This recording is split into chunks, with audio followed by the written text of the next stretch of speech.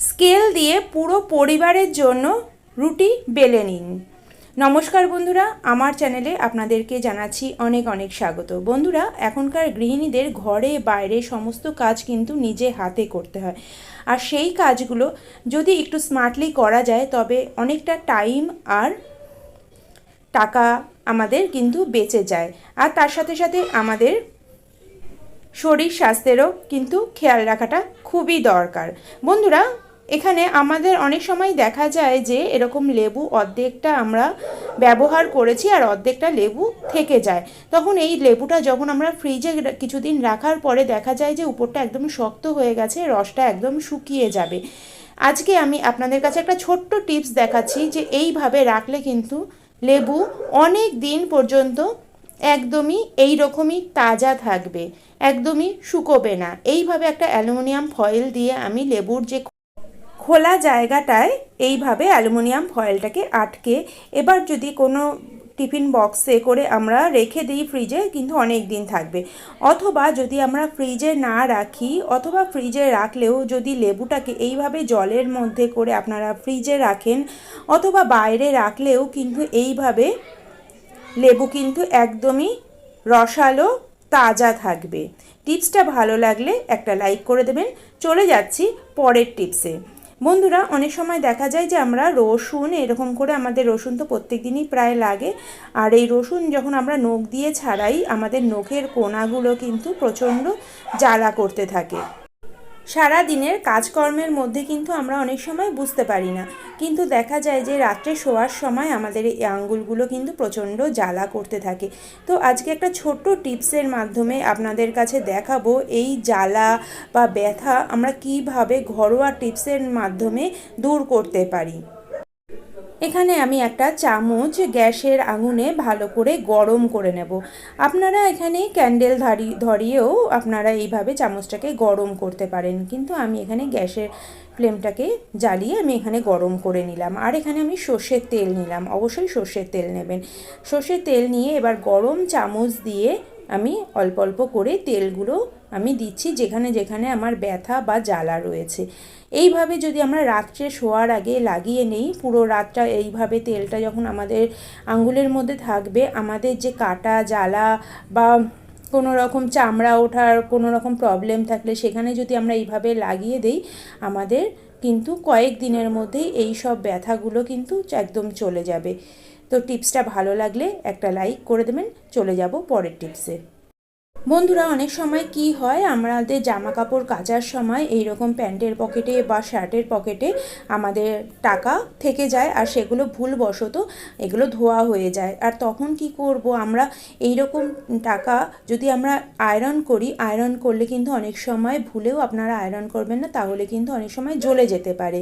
আজকে একটা ছোট্ট টিপস আপনাদের কাছে দেখাচ্ছি। গ্যাসের মধ্যে আমি তাওয়া বসিয়ে দিয়েছি, আর তাওয়ার মধ্যে বেশ খানিকটা আমি চাল দিয়ে দিলাম। চালটা গ্যাসের ফ্লেমটাকে লোতে রাখবো। চালটাও বেশ ভালো মতন যখন গরম হয়ে যাবে, চালের মধ্যে আমি টাকাটা দিয়ে দিলাম। এবার উল্টে পাল্টে চালের মধ্যে আমি রাখছি। এবার টাকার যে জলটা সেটাকে কিন্তু সোপ করে নেবে, তাহলে নোটটা কিন্তু একদম জ্বলে যাওয়ারও কোনো ঝামেলা থাকলো না। এবার আপনাদের কাছে দেখিয়ে দিচ্ছি, দেখুন একদম শুকনো কটকটে কিন্তু নোট হয়ে গেছে। টিপসটা ভালো লাগলে একটা লাইক করে দেবেন। চলে যাব পরের টিপসে।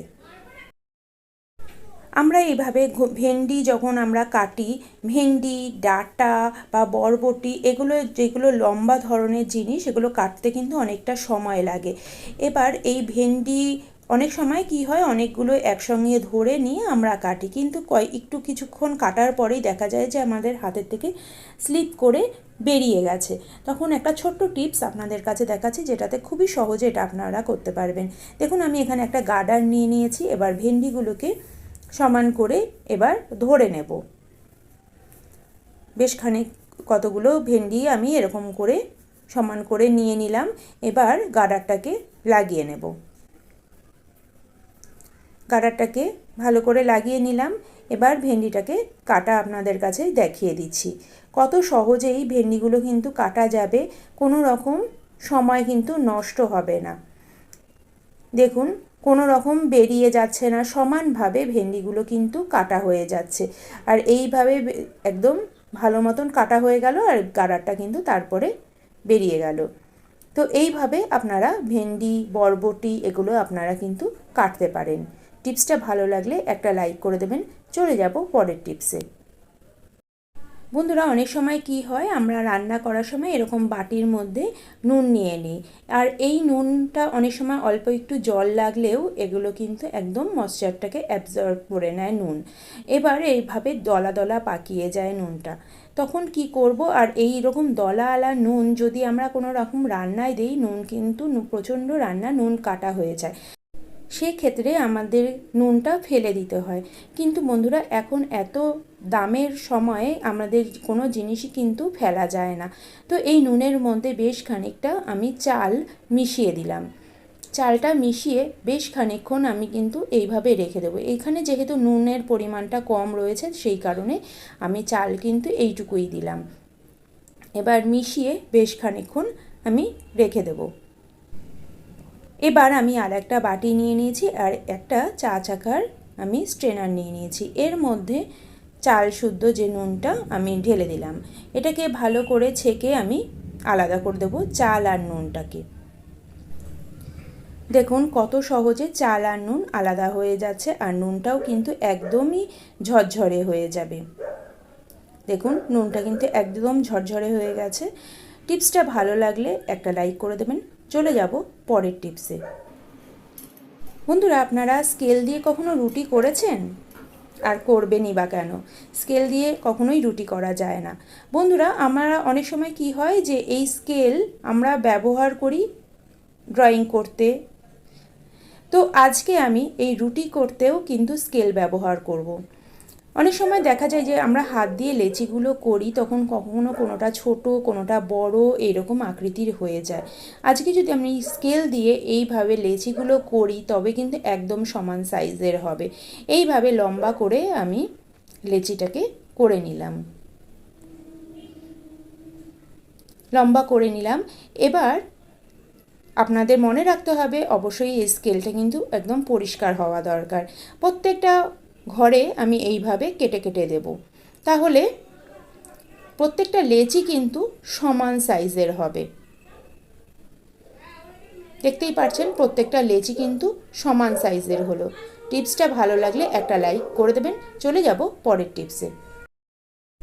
বন্ধুরা, এই ধরনের রান্না আমরা কিচেনে আমরা ওয়াইপার ব্যবহার করি। ছোট ওয়াইপার অথবা বড় ওয়াইপার আমরা কিচেন স্ল্যাবের উপরে আমরা জলগুলোকে পরিষ্কার করার জন্য ব্যবহার করি। কিন্তু দীর্ঘদিন ব্যবহার করাতে এই রাবারটা কিন্তু অনেক সময় ঢিলা হয়ে যায়। এই রাবারটা ঢিলা হয়ে গেলে জলটা কিন্তু পুরোপুরি বেরোতে চায় না, তখন আমাদের আবার নতুন করে কিনতে হয়। বন্ধুরা, সহজে আপনারা নতুন কেন কিনবেন টাকাটা খরচ করে?